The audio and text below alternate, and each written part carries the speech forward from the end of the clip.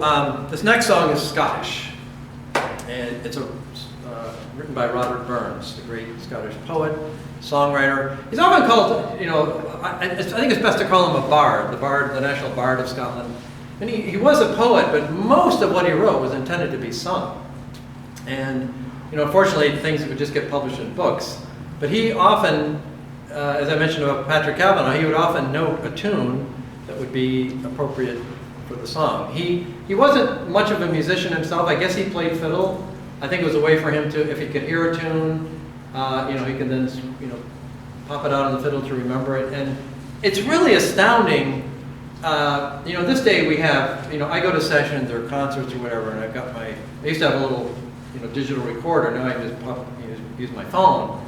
They didn't have any of that back then. So if he was hearing someone sing a song or play a tune, he'd have to remember it, or somehow maybe he could write music. Maybe he could. So maybe he could note it that way. But Robert Burns, just amazing.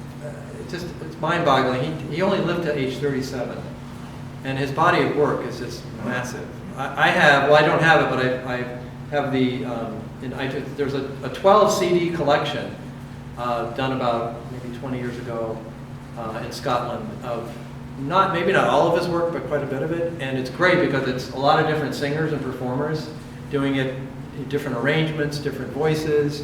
So it's very enjoyable to hear all these different, and it's like they're all kind of honoring him by singing his songs. And this is maybe one of his better known. It's originally called simply Composed in August. And it's hard to believe, but he wrote this when he was like 16, 17 years old.